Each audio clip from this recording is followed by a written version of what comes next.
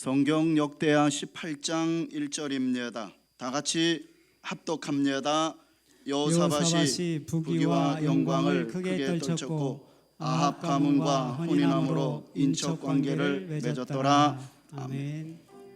자, 누구와 교제하는가 중요한데 오늘 본문에는 여호사밧이라는 왕이 등장하는데 그의 케이스가 그런 사실을 보여줍니다. 여호사밧은 누구냐? 남북이 갈라졌을 때에 남왕국의 네 번째 왕입니다. 4대 왕으로서 다윗 왕 다음 가는 선왕입니다. 다윗 다음 간다라면 그만큼 하나님께 인정받고 아주 정치를 훌륭하게 잘한다는 왕입니다. 신앙이 좋았고 나라를 잘 다스려 나라가 평안했습니다. 그런데 이 왕에게 하나의 실책이 있었습니다. 여호사밧의 인생에 5점의 남을 사건이 오늘 본문에 기록되어 있습니다. 그는 북이스라엘의 아합 왕과 가까이 했습니다. 아합은 누구냐? 북이스라엘 역사상 가장 사악한 왕 중에 한 사람입니다. 그런 사람을 가까이 하다 보니까 결국은 이 훌륭한 사람, 이 선왕이라고 칭송을 받았던 여호사밧이 사악한 아합 왕과 가까이 하다 보니까 결국은 어떻게 됩니까? 하나님에게서 멀어집니다. 결국 낭패를 봅니다. 심지어 자기 목숨까지 잃을 뻔했습니다. 자, 오늘 과연 누구와 동행하며 한평생 살고 누구와 동행하면서 하나님을 잘 섬겨야 되겠는가? 한번 그런 은혜로운 시간을 나누는 시간을 갖고자 합니다. 첫 번째, 여호사밧의 실책은 한마디로 악인과 동행하는 것입니다. 자, 신앙이 좋아요. 선한 왕입니다. 아니 어떻게 어이없이 이런 실수를 저질렀는가 이해가 안 됩니다. 그러나 성경은 분명히 그의 실수를 1절에서 이렇게 밝힙니다. 시작. 여호사밧이 부귀와 영광을 크게 떨쳤고 아합 가문과 혼인함으로 인척 관계를 맺었더라.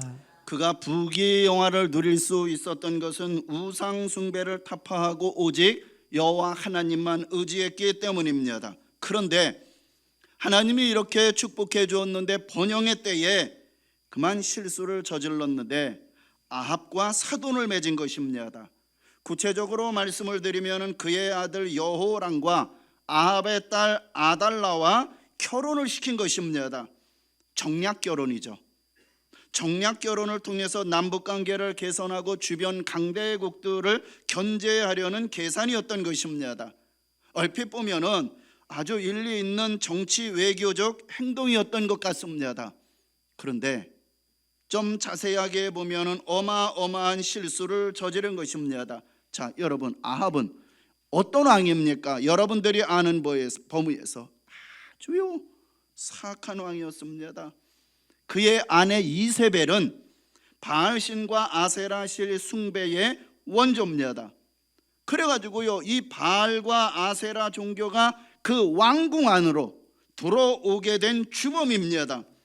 아무리 이익이 된다 해도 그런 악인들과 깊은 관계를 맺는다는 것은 정말 위험한 일입니다.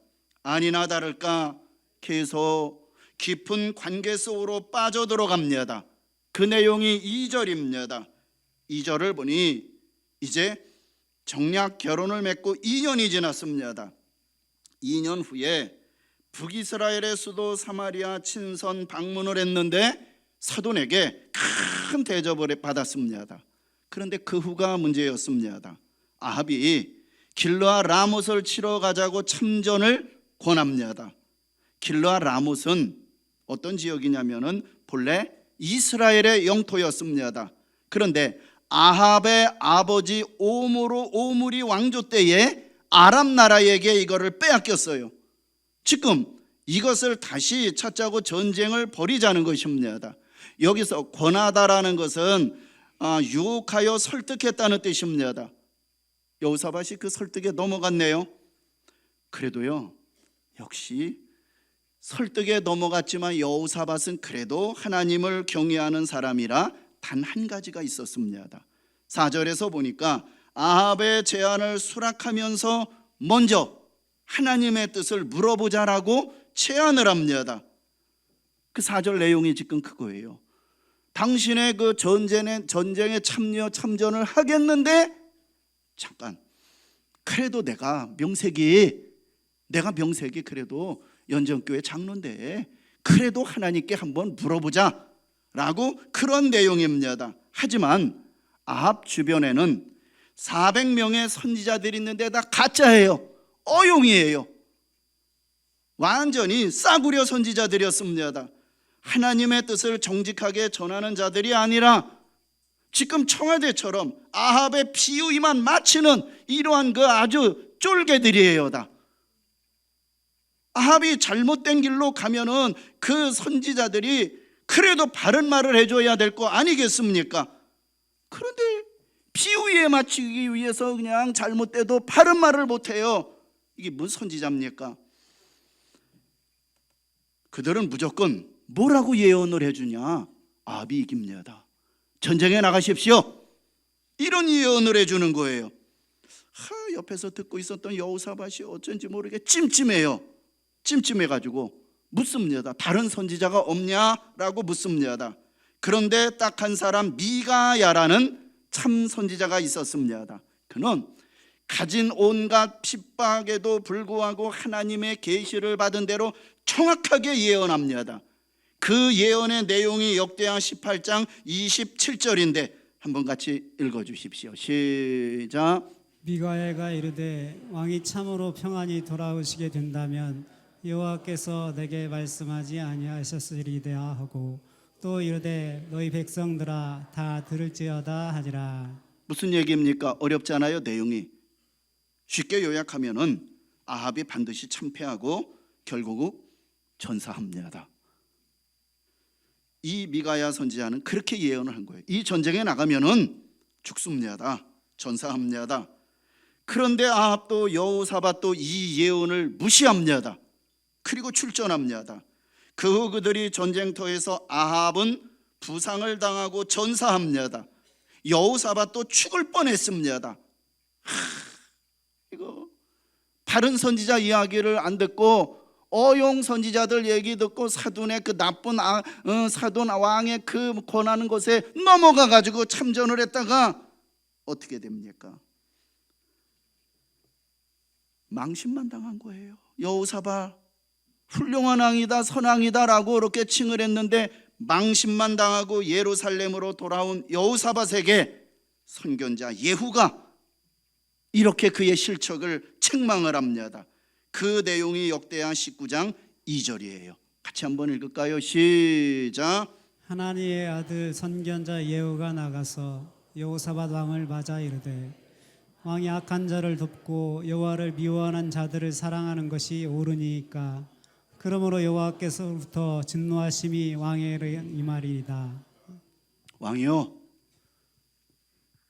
당신 연정교회 목사입니까? 당신 연정교회 뭡니까? 창피하지 않습니까? 온 백성들이 당신은 선왕이요, 다음가는 왕이라고 칭송을 하는데 못 팔린 거죠. 지금 굉장히 그 책망을 받은 거예요. 하나님을 거역하는 악인과 동행하는 것이 얼마나 해로운지 지금 그거를 지적을 하는 거예요. 당신 평상시에 이랬는데 이럴 수가 있습니까?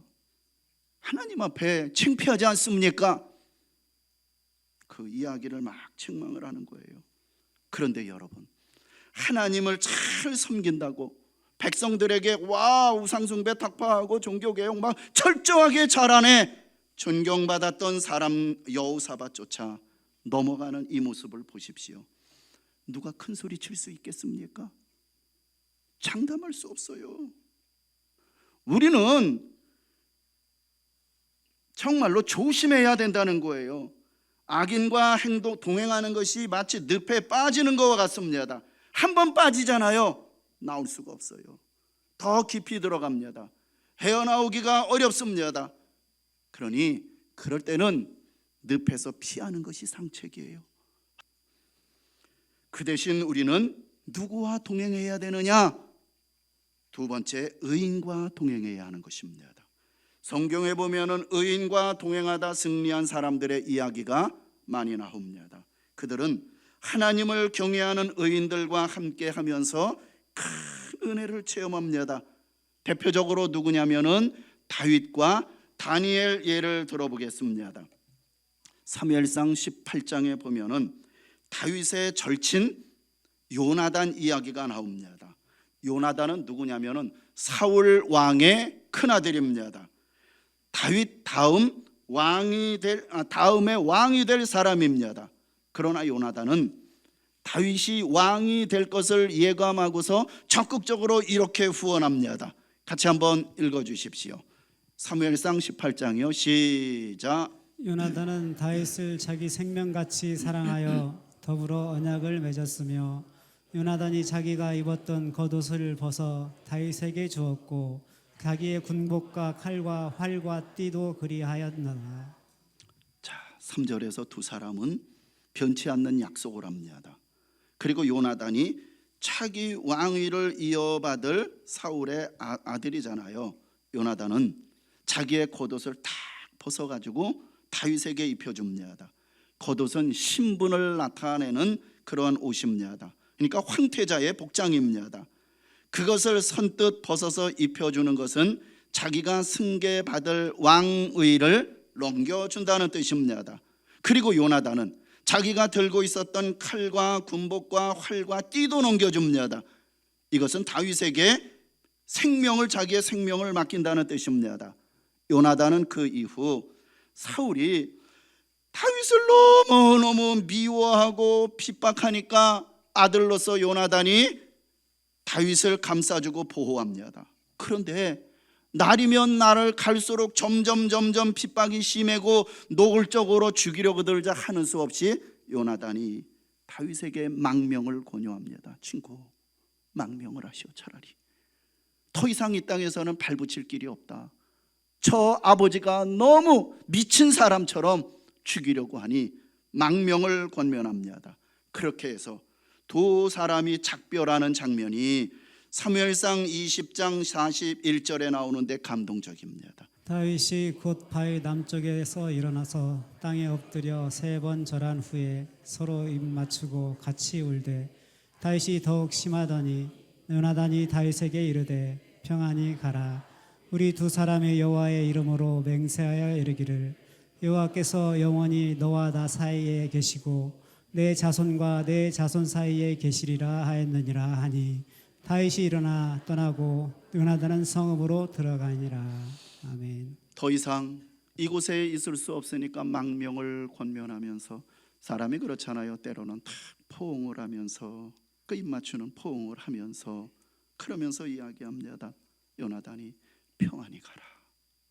평안히 망명하시오. 하나님께서 나와 너 사이에 영원히 계실 것이다. 그리고 너와 우리 자손 속에서도 영원히 같이 계실 것이다. 따뜻하게 위로하고 포옹을 하는 장면, 슬프지만 너무너무 아름답고 감동적인 장면입니다. 이 같은 우정은 하나님을 경외하는 신앙에서 우러나오는 마음과 그리고 진실이 통하는 참 사랑이었습니다. 그 이후 서로 헤어진 거예요. 다윗의 망명길, 다윗이 10년 동안 이 망명길이 지속됩니다. 그 지속될 때에 단 한 번 만납니다. 단 한 번 두 사람이 만날 기회가 있었습니다. 한 번밖에 못 만나요. 왜? 요나단이 요절합니다. 죽습니다. 한 번 탁 만나는 거. 헤어지고 나서 어떻게 만나느냐면은 다윗이 사울에게 쫓기다가 황무지에 숨어 있을 때입니다. 요나단이 이 소식을 들었습니다. 이 정보를 듣고 요나단이 은밀히 찾아갑니다. 다윗도 위태롭습니다. 찾아간 요나단도 생명의 위협을 느끼는 것입니다. 이때 목숨을 걸고 찾아가서 요나단이 다윗을 위로해주고 다윗에게 용기를 북돋아 주는 장면이 나옵니다. 다윗은 죽지 않고 요나단이 은밀하게 찾아가 가지고 십황무지에서 다윗에게 말하는 거예요. 죽지 않는다. 죽지 않는다. 반드시 왕이 될 것을 분명하게 말해줍니다. 어쩌면은 10년 도피 생활하면서 다윗 몸도 마음도 지치고 신앙도 굉장히 많이 흔들리고 있었을지 모릅니다. 그때 때마침 요나단이 와가지고 격려해 줍니다. 같이 읽겠습니다. 격려의 내용 시작. 곧 요나단이 그에게 이르기를 두려워 말라. 내 아버지 사울이 손이 내게 미치지 못할 것이요 너는 이스라엘 왕이 되고 나는 내 다음이 될 것을 내 아버지 사울도 안다 하니라. 두려워하지 말아라. 두려워하지 말아라. 아버지의 손이 아무리 강하고 시퍼런 칼을 들고 있다 할지라도 너는 하나님의 말씀대로 네가 왕이 될 것이다. 위로해 줍니다. 참 다윗의 신앙도 훌륭하지만 요나단의 신앙과 우정이 놀랍습니다. 여러분, 하나님 안에서 이런 친구를 갖고 있다는 것이 얼마나 행복하겠습니까? 다윗도 요나단의 아름다운 우정을 평생 마음속에 간직하고 살았습니다. 그리고 최선을 다하여 그 사랑에 보답합니다. 요나단이 전사합니다. 전사 소식을 듣고 다윗은 그를 추모합니다. 너무 빨리 죽었어요. 요나단이 죽었다는 소식을 듣고 다윗은 그를 추모하면서 눈물로 이렇게 노래를 부릅니다. 시작. 내 형 요나단이여 내가 그대를 애통함은 그대는 내게 심히 아름다움이라. 그대가 나를 사랑함이 기이하여 여인의 사랑보다 더하였도다. 그리고 다윗이 왕이 됩니다. 좀 안정되자 요나단의 자손이 혹시 남아있나 조사합니다. 무비보셋이라는 아들이 하나 남았는데 다리를 저는 장애인으로 초야에서 쓸쓸히 살아가고 있습니다. 그를 왕궁으로 데려다가 자기 아들처럼 돌봅니다. 이런 생각을 해봅니다. 만일 다윗에게 요나단 같은 좋은 친구가 없었다라면 과연 어떻게 됐겠습니까? 왕이고 뭐고 중도에 다 포기했을지 모릅니다. 혹은 지렁이도 밟으면 꿈틀댄다고 애매하게 고통을 당한 나머지 너무너무 억울해서 사울 왕에게 반기를 들고 무력으로 대항했을지도 모릅니다. 그런데 요나단의 지지와 신앙의 격려가 있었기 때문에 다윗은 고난과 숱한 그 역경 가운데서도 끝까지 인내하고 하나님의 뜻을 따를 수 있었지 않았겠나라는 생각해 봅니다. 이렇게 볼 때 다윗의 인생 가운데 요나단과 동행했다는 사실은 가장 귀한 인생 자산 중에 하나임에는 틀림이 없습니다. 여러분들의 현재 걸어가는 인생길, 배우자 말고요, 가족 말고요, 그 이외에 늘 살아가면서 격려가 되고 위로가 되고 정말로 나와 밥 먹어줄 사람이 없는데 따뜻하게 밥을 먹어주며 위로해주는 그런 이웃들을 갖고 계십니까? 그런 성도들을 갖고 계십니까? 이것이 우리의 살아가면서 큰 자산입니다. 그래서 교회가 중요합니다.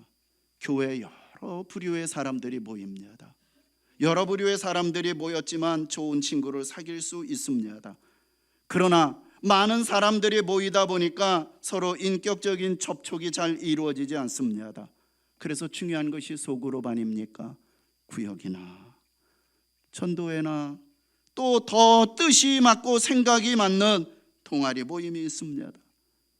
구역에는 연령이 많이 천태만별 다르기 때문에 그러한 그 진정한 대화가 안 되지만 남녀 전도회는 그래도 비슷한 사람들끼리 더 이제 뜻이 맞는 동아리, 어쩐 면에서는 요나단이 다윗에게 마음이 끌리듯이 마음이 끌리는 분들이 있다는 거예요.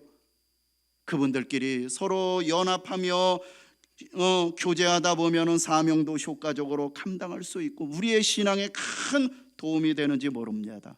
한 사람 더 소개하겠습니다. 다니엘 1장에 보면은 다니엘과 세 친구 이야기가 나옵니다. 이들은 유다에서 태어나서 자랐던 소년들이었는데 바벨론의 나라가 침범해서 끌려갔습니다. 그래서 바벨론의 왕궁에서 교육을 받게 됩니다. 그들에게 제공되는 것은 술과 음식이 제공됩니다. 거기에 순응할 경우 자신들도 모르게 바벨론의 문화라든가 우상 숭배 종교에 빠질 가능성이 많습니다. 이 신앙이 좋은 이 소년들은 왕이 제공하는 것을 거부하면 생명의 위협을 당합니다. 그리고 거기를 거부하면 출세길이 딱 끊겨버립니다. 그러나 신앙이 좋은 이 소년들은 혼자 소년이었으면 거부하지 못했을 것입니다. 힘들었을 것입니다. 그러나 세 친구들과 더불어 4명이 의기투합해서 대처해 나갈 때 하나님의 놀라운 역사가 일어나더라고요. 혼자는 힘이 없고, 그렇지만 이 4명이 함께 격려하면서 이 술과 이 음식을 거부해 나가는 이 모습, 감독관이 채식을 허락했고 그 후 그들은 다른 소년들보다 더 건강해졌고 우수한 성적을 거두게 됩니다. 한번 읽어주시면 고맙겠습니다. 시작. 그리하여 감독하는 자가 그들에게 지정된 음식과 마실 포도주를 제하고 채식을 주니라. 하나님이 네 손에게 학문을 주시고 모든 서적을 깨닫게 하시고 지혜를 주셨으니 다니엘은 또 모든 환상과 꿈을 깨달아 알더라. 아멘. 의인과 동행하는 것, 이렇게 훌륭하고 이렇게 축복입니다. 의인들과 동행함으로 신앙의 시너지를 얻을 수 있는 것이 교회 공동체입니다. 가장 중요한 것은 하나님과의 동행하는 것입니다. 성경에 보면은 하나님과 동행한 사람들의 이야기가 많이 나옵니다. 그 중에 대표적으로 한 사람을 꼽으라 하면은 에녹입니다. 창세기 5장에 보면은요, 아담에서 노아까지 족보 형식으로 쭉 나옵니다.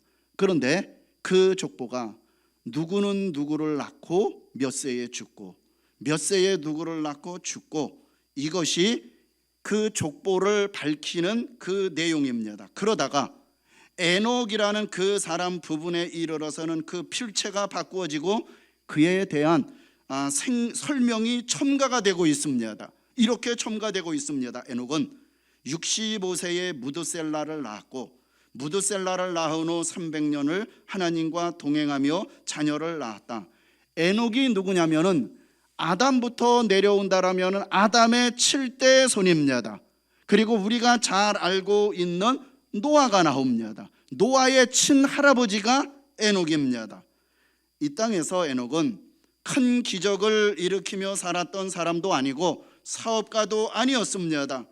그냥 자식을 낳고 하나님과 300년간 하나님과 동행했다. 이것이 그의 이력의 전부입니다. 그러면은 하나님과 동행한 것이 도대체 뭐냐 알잖아요.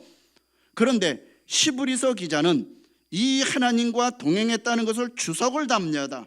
그러면서 시브리서 기자는 시브리서 11장 5절에 이렇게 주석을 달고 있습니다. 시작. 믿음으로 에녹은 죽음을 보지 않고 옮기웠으니 하나님이 저를 옮기심으로 다시 보이지 아니하니라. 저를 옮기우기 전에 하나님을 기쁘시게 하는 자라 하는 증거를 받았느니라. 아하, 하나님을 기쁘게 하는 것이 하나님의 동행이구나 라는 것을 우리는 연관된 구절을 통해서 이해할 수 있습니다. 그냥 평범한 일상생활 속에서 하나님을 기쁘게 하며 하루하루 살아가는 것이 하나님과 동행하는 삶 아니겠습니까? 가정과 일터, 학교에서 믿음을 지키고 하나님의 백성답게 살려고 애써야 합니다. 무슨 일을 하든지 우리는 예수 믿는 냄새가 나야 합니다. 에녹이 살던 시대요, 평탄하지 않았습니다. 창세기 6장 5절에 보니까 이런 그 시대 사람들이 그렇다는 거예요. 악한 사람들, 악한 것이 가득했어요. 에녹도 지금처럼 죄악이 가득한 세상에 살았습니다. 그럼에도 에녹은 하나님과 동행하는 삶을 살았습니다. 역사적으로 이 시대에는 머지않아 노아의 홍수 심판이 내려질 그러한 상황입니다. 6장 6절에 보니까 그 시대가 얼마나 악하든지 하나님께서는 세상 사람 지으신 것을 마음에 한탄하고 근심할 정도였습니다. 그러나 에녹은 최악의 시대, 최악의 환경에서 하나님과 300년을 변함없이 동행했습니다. 여러분, 아까 성경 구절이 지나갔는데 질문 한번 하겠습니다. 에녹이요, 낳은 아들이 있습니다. 네자로. 에녹의 아들 누가 있습니까? 가장 오래 살았던 그 사람, 무드셀라. 뜻이 무엇입니까? 심판이 온다. 심판이 온다, 이 뜻이에요. 에녹이 무드셀라를 낳고 에녹이 이름을 지어줬을 거 아니에요. 무드셀라. 바로 심판이 온다. 심판이 온다입니다. 하나님은 에녹을 통해서 사람들에게 심판이 임할 것을 이 무드셀라를 통해 예언한 것입니다. 에녹은 아들의 이름을 부를 때마다 심판을 생각했을 것입니다.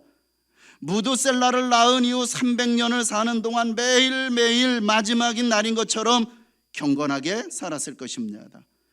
300년 동안 하나님과 동행했다는 의미는 언제 심판이 임할지 모르지만 하나님의 심판을 생각하면서 날마다의 삶이 마지막의 심판의 날인 것처럼 생각하고 그렇게 살았다는 것입니다. 그런데요, 무드셀라가 딱 죽습니다. 무드셀라가 딱 죽었던 그날에, 그 해에 노아 대홍수 심판이 왔습니다. 에녹 300년 동안 얼마나 많은 문제와 갈등이 있었겠습니까? 그래도 변함없이 하나님과 동행합니다. 자식들 때문에 속상한 일이 오죽이나 많았겠습니까? 생존하기 위해서 얼마나 몸부림쳤겠습니까? 그래도 변함없이 하나님과 동행했다는 거예요. 일생 동안 하나님과 동행합니다. 이렇게 날마다 하나님과 동행하며 살아가던 어느 날 빨간 글씨가 나타났습니다.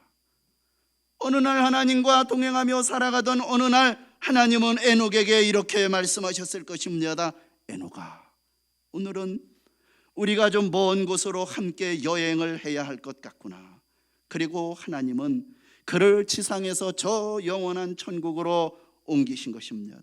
드디어 이 땅에서 지상 순례의 한평생의 여정이 마무리되는 순간입니다. 그리고 하늘의 내비게이션은 마지막 안내를 하게 됩니다. 목적지에 도착하셨습니다. 목적지에 도착하셨습니다. 그렇습니다. 영원한 나라, 그것이 바로 우리의 마지막 도착지입니다. 죽음이 우리의 종착역이 아니라 우리의 천국이 우리의 종착역입니다. 하나님이 그를 데려가심으로. 그렇습니다. 우리는 어느 날 그냥 죽는 것이 아닙니다. 하나님이 우리를 데려가는 것입니다. 어디로요? 저 영원한 나라 천국 말입니다. 우리도 에녹처럼 우리의 살아가는 구간 동안 언제 죽을런지 모르지만 우리 살아있는 동안 우리에게 맡겨주신 사명이 다 마치고 나면은 하나님이 우리를 부르는 것입니다. 그때 우리는 세상에 있지 않게 될 것입니다. 그것이 우리들의 영원한 여행의 마지막 모습입니다. 성도의 죽음은 참 다양합니다. 어떤 사람은 병으로, 어떤 사람은 사건으로, 어떤 사람은 그리고 노한으로, 많은 경우는 죽음의 이유를 모른 채 죽습니다. 그러나 모든 성도의 마지막 하나에 분명한 공통점이 있습니다. 성도는 그냥 죽는 것이 아니라 하나님이 데려가신다는 거예요. 우리의 성도의 모든 공통점, 하나님이 데려가신다.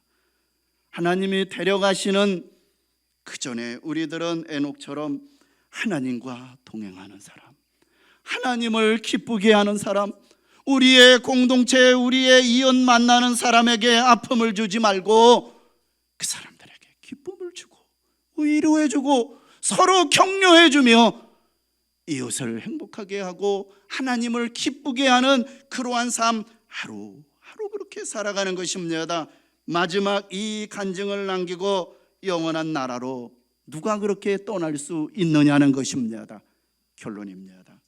살아갈 때 중요한 것 중에 하나가 누구와 동행하느냐, 이 문제입니다. 여호사밧이 하나님과 동행할 때는 정말 형통한 삶을 살았습니다. 하나님께 영광이 되는 삶을 살았습니다. 그러나 악인 아합과 동행할 때는 여전히 무너졌습니다. 여전히 자기의 명예가 다 추락이 되었습니다. 부디 하나님을 경외하는 의인과 동행하시고 무엇보다도 하나님과 동행함으로 진정한 인생의 승리자들이 되시기를 주의 이름으로 축원합니다. 아멘.